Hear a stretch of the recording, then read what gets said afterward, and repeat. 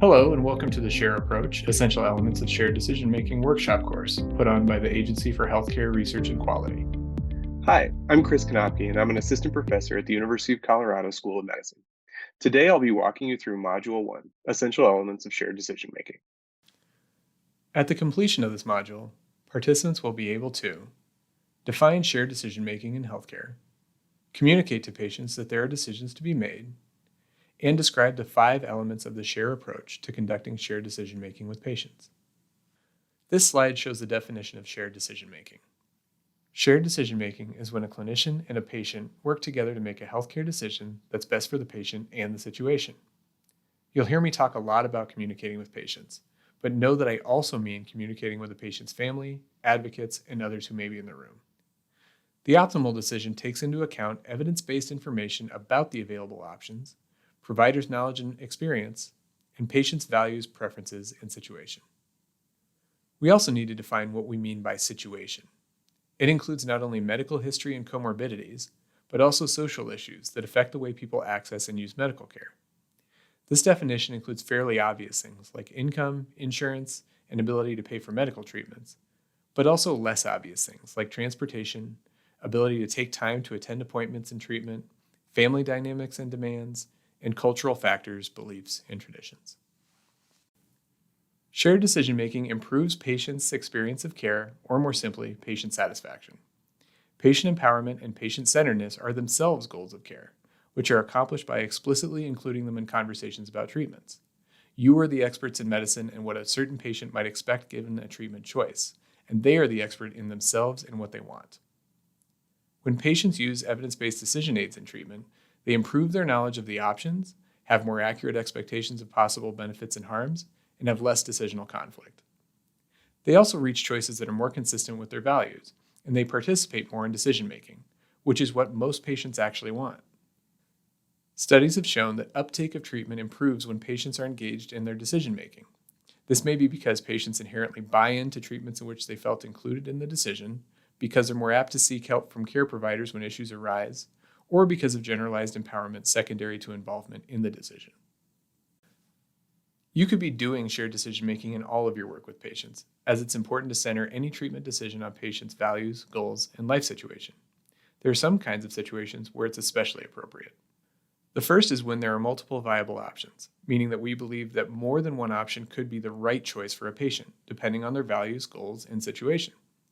These aren't always 50-50 situations, but they're ones where reasonable people might make different choices. This is why it's so important to assess patient values and preferences throughout your interactions with them. The second is when there are patient-centered trade-offs to consider for one or more options. These could be burdens associated with treatment, quality of life considerations, risks associated with one option over another. When one treatment is more invasive or isn't reversible, one might carry better chances of avoiding disease recurrence, etc. The third is when the evidence isn't clear which treatment actually confers better outcomes for this patient. Often, evidence-based assessments of treatment options don't identify one treatment that is clearly superior to another, or we aren't sure whether a treatment has better outcomes for one group of patients than others, and we can't tell whether this patient is likely to do better than average or not. There may not be high-quality trials, or trial data isn't representative of real-world patient populations, or because of a rare combination of clinical circumstances. In any scenario, we have no clear rationale for choosing one over the other. There are things we clearly don't do very well in our attempts to converse with patients. For one, we interrupt. Studies of clinic visit recordings find that clinicians typically give patients something like 20 seconds to respond to questions or pose their own. Everyone knows that time is of the essence, but these tiny conversational windows cause patients to edit themselves before disclosing all types of important information, including anything that they feel like invites more conversation, like preferences or opinions about treatment. We also don't clearly articulate when there's a decision to be made. Clinicians routinely identify more decisions that were made during encounters than patients did. This may be because clinicians made decisions on their own, informed by the preferences and clinical situation of patients, but patients aren't typically invited into this process so they can contribute comprehensively.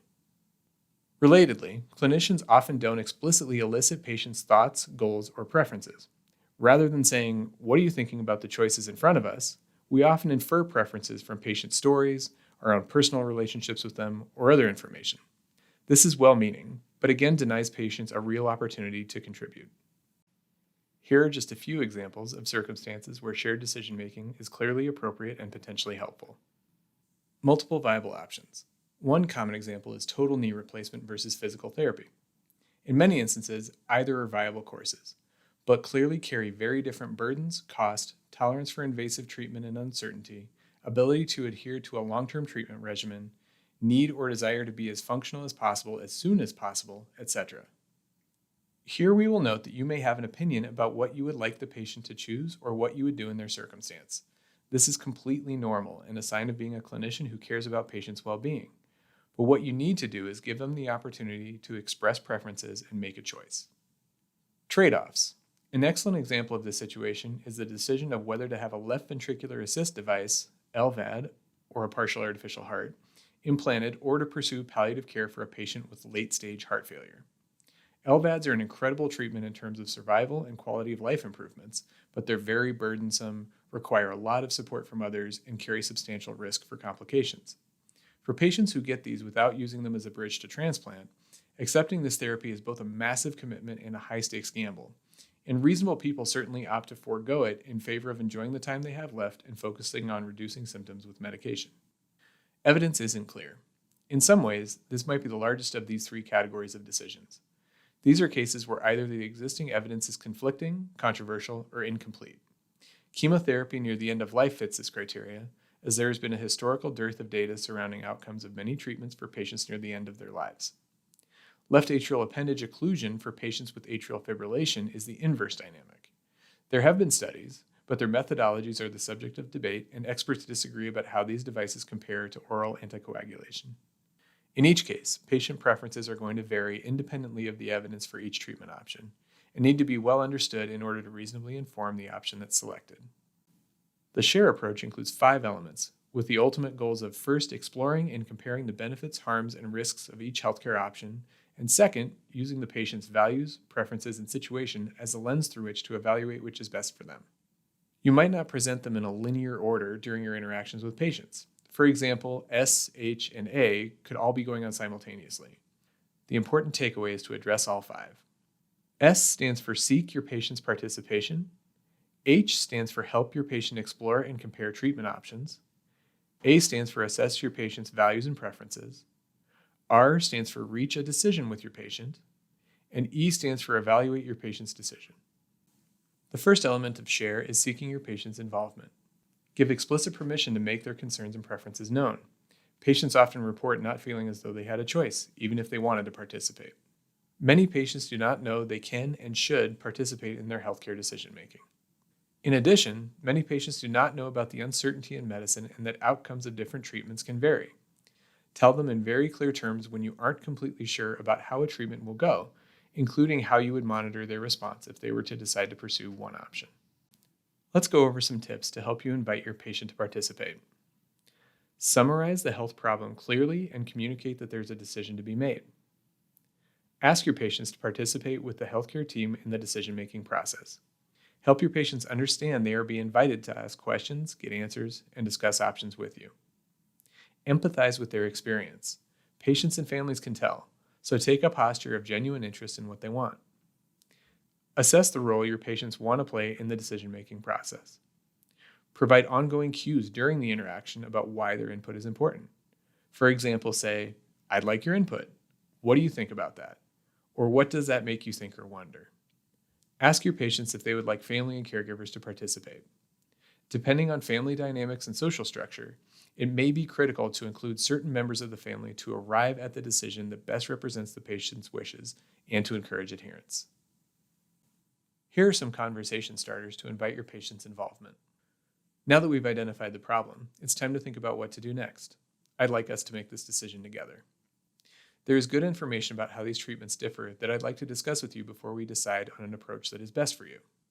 I'm happy to share my views and help you reach a good decision. Before I do, may I describe the options in more detail? Say out loud there's more than one option that you will consider together. In describing the risks and benefits of each option, be aware of the patient's health literacy and numeracy. We'll go into greater detail about best practices in risk and benefit communication in Module 3.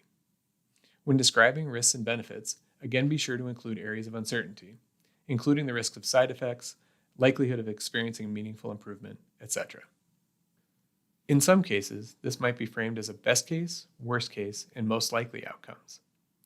Kreuzer and colleagues at the University of Wisconsin created this framing whereby the clinician describing a treatment option outlines the absolute best case scenario, maximizing the discussion of benefits, the worst case scenario, outlining the risks, including risks of decreased function or quality of life coming from a poor experience, and the most likely scenario for that patient, incorporating their best sense of what might happen with this particular patient given their other clinical and life situations. This explanation can be used for each option, giving the clinician an opportunity to describe some of what contributes to the recommendations. Tips to help your patients explore and compare treatment options include: assess what your patients already know about the options. Some patients gather their own information, whether from other healthcare providers, friends and relatives, or on the internet. Explore with your patients what they may already know about their treatment options, and tactfully discuss any misleading, inaccurate, or controversial information they provide. Relatedly, check to see what the patient's expectations for how any option would go. Explain the limitations of what is known and unknown about the options and what would happen with no treatment. Offer evidence-based decision aid tools whenever possible. In Module 2, we'll talk more about using decision support resources to help you do so. Summarize by listing the options again. Some conversation starters for helping your patient assess pros and cons of treatment options are in the tool titled Conversation Starters. Let's go over some of them now. Here are some choices we can consider. Let me tell you what the research says about the benefits and risks of the medicine or treatments that you're considering. When introducing decision aids, you can say, I have some information I want to give you about your condition and the treatment options. These tools have been designed to help you understand your options in more detail. The third element of the SHARE model is arguably the most important one, to assess your patient's values and preferences. This is what actually separates shared decision-making from informed consent. The goal is to identify the best treatment plan given what matters most to your patients, such as recovery time, reversibility, out-of-pocket costs, being free of symptoms, how certain outcomes are, achieving a specific level of functioning, etc. Some healthcare providers may not know the outcomes that matter most to patients. In fact, studies have shown that healthcare professionals aren't truly tuned into the things that really matter to patients. Remember that things change, and with that, preferences change.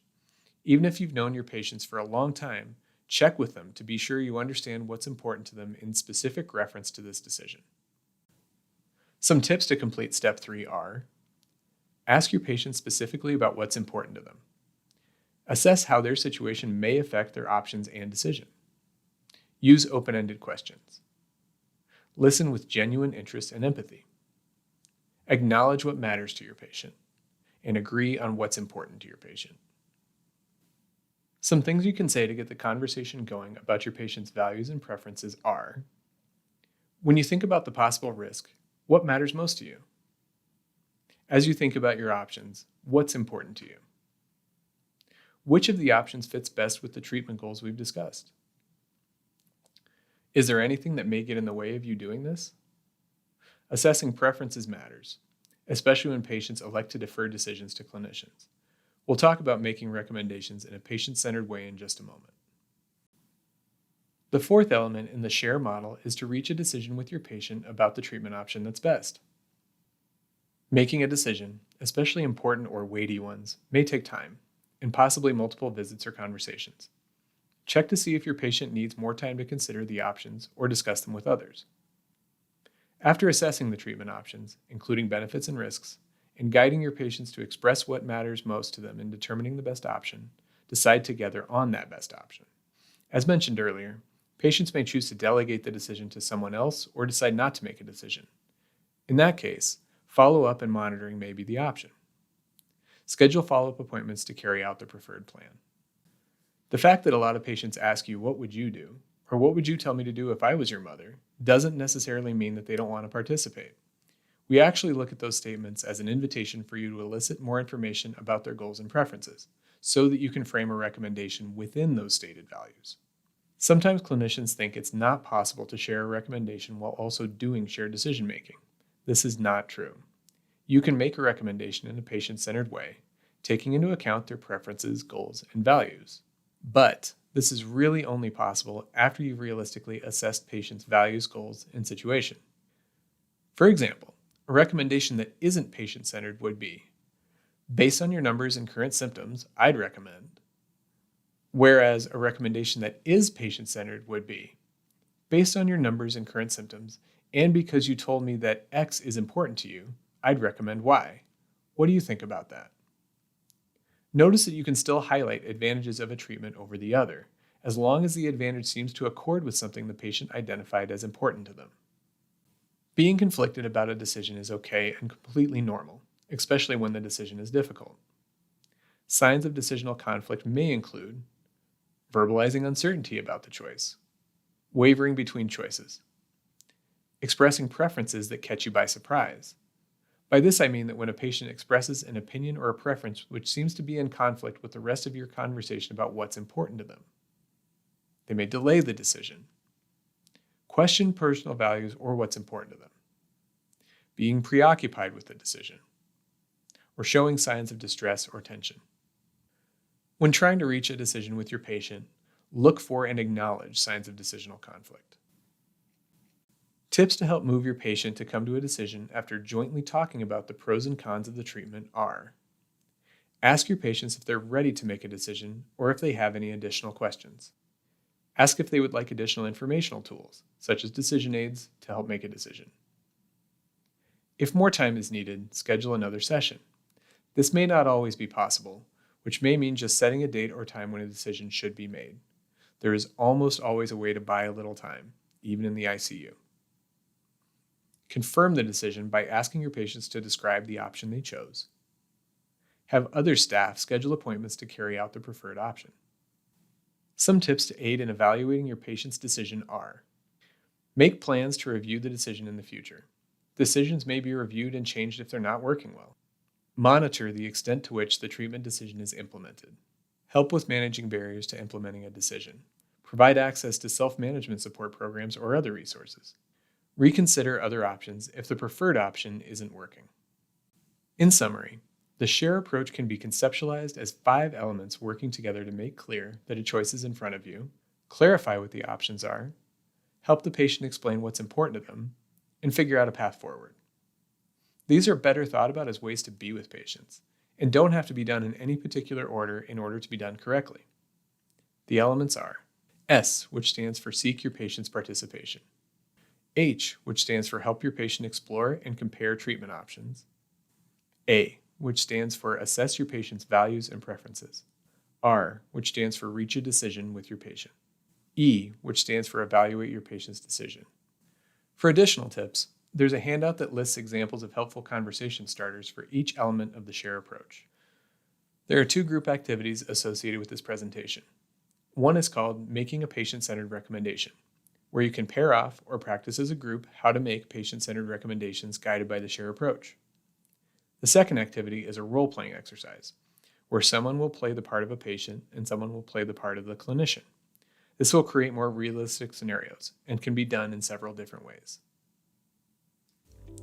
Thank you for watching this presentation. We hope this has given you some tools and a way to think about involving patients in their treatment decisions.